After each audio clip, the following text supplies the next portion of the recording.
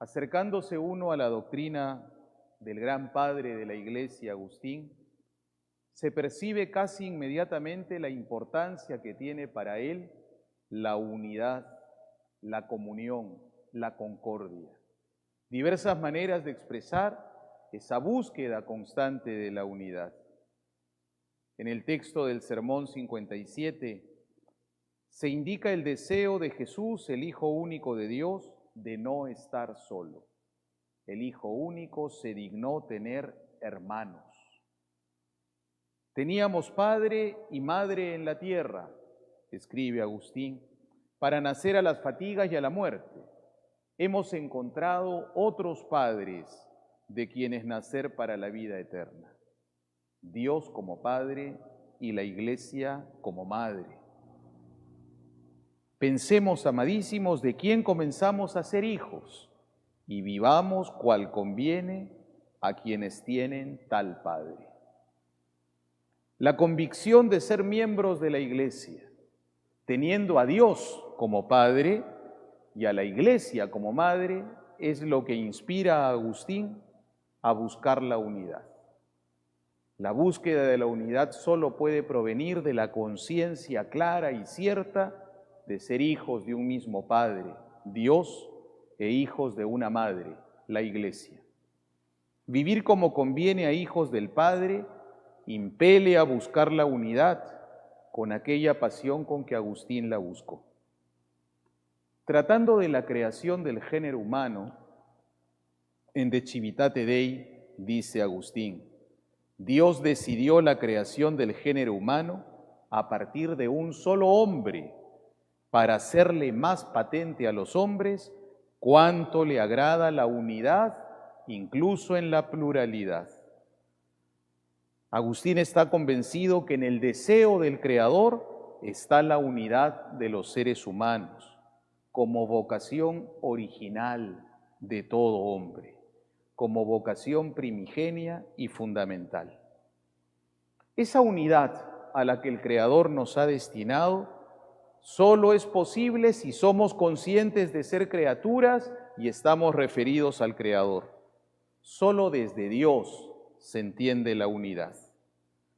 En el Sermón 359 leemos: «Ved el consejo que dio el Señor a los hermanos en desacuerdo entre sí, que viviesen en concordia, en forma de carecer de ambición y verse llenos al instante de la verdad».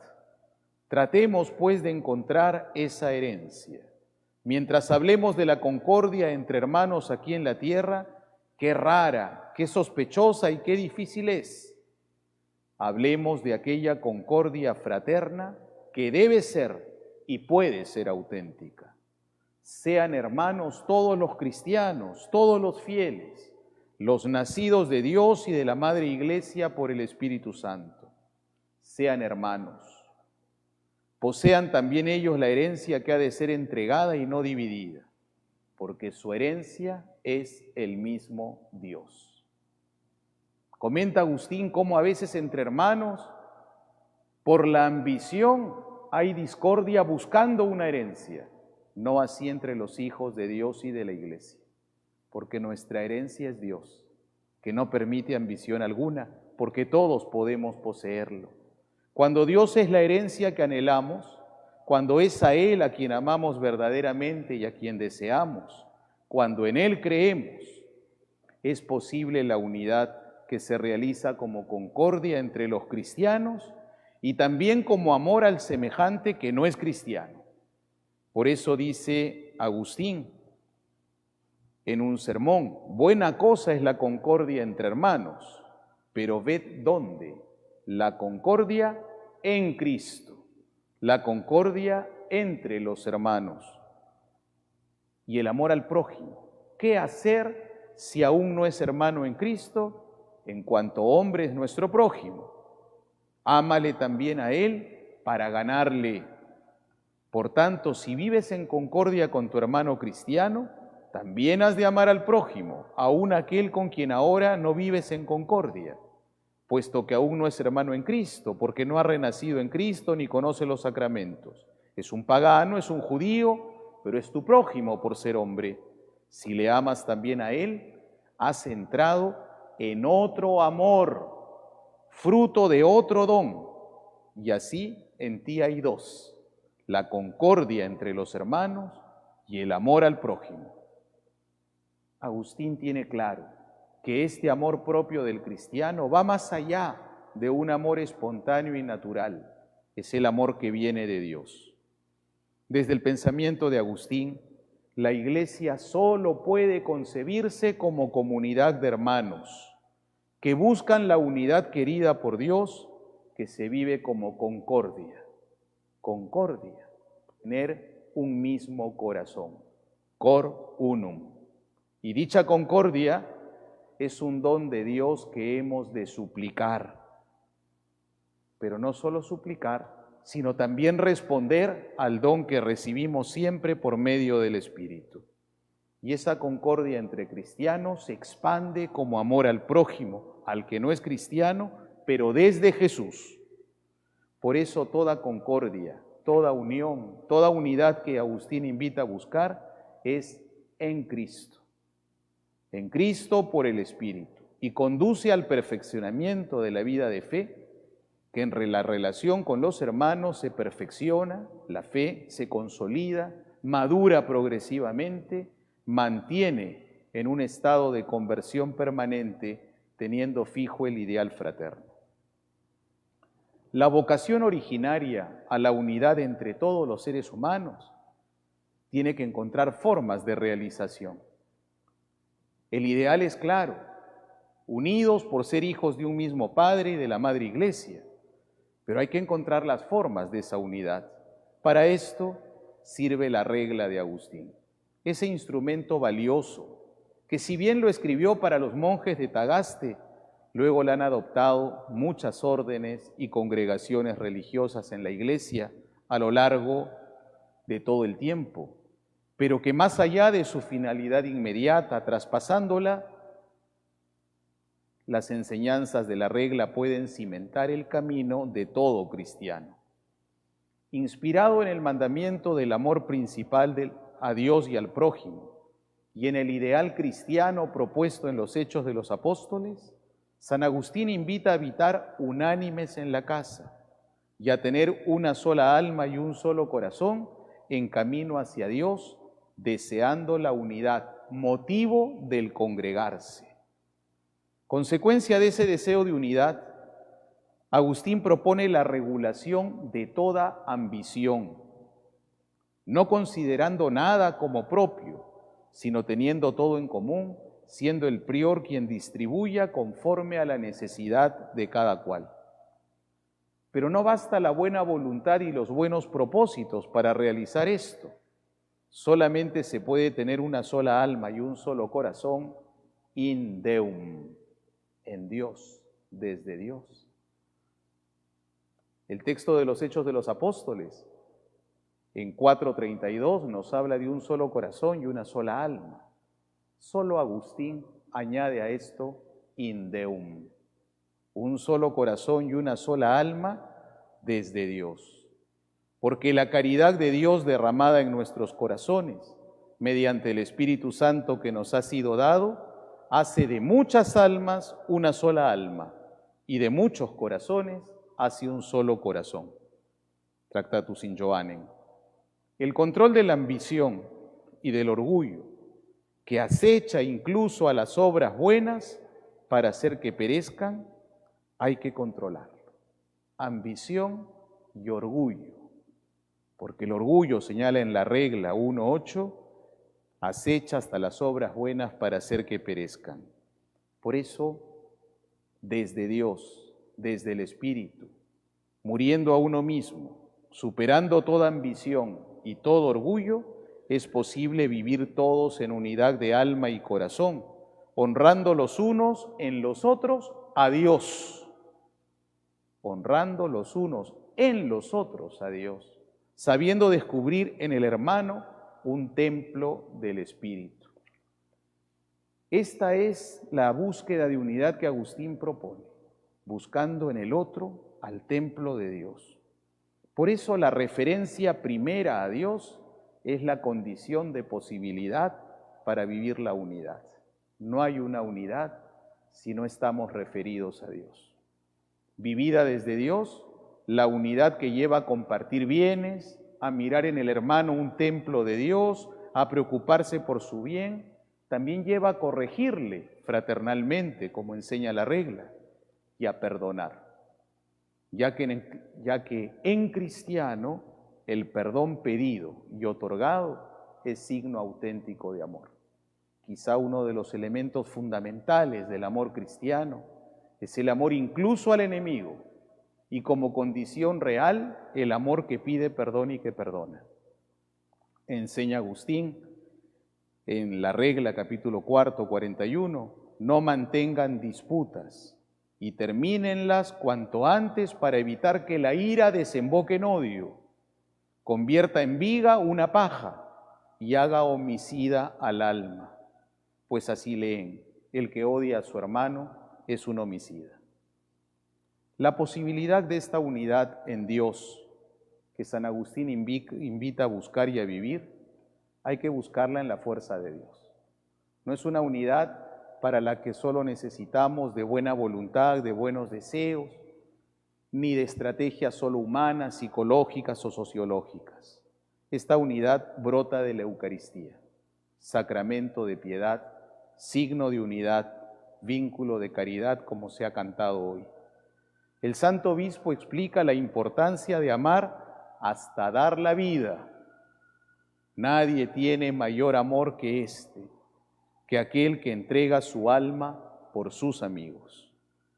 Ha definido, hermanos carísimos, esta frase la plenitud de la dilección con que debemos querernos mutuamente, dice Agustín. Nadie tiene mayor amor que este, dar su vida por sus amigos. Y en virtud de esto, dice Agustín, resulta consecuente lo que este mismo evangelista Juan dice en una carta suya, que como Cristo dio su vida por nosotros, así también nosotros debemos dar la vida por los hermanos. Evidentemente, porque nos queremos mutuamente como Él nos quiso. Sin duda, esto significa lo que se lee en los proverbios de Salomón.